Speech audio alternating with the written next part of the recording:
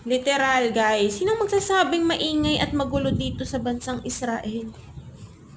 Dito lang kayo makakakita na kapag magpupunta kayo ng mall o kahit nasa loob kayo ng mall, sobrang nakakabingi yung katahimikan. Oh, 'di ba napakapayapa.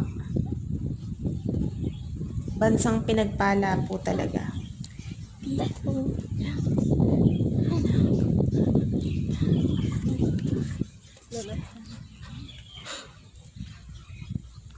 Napakalamig. Grabe.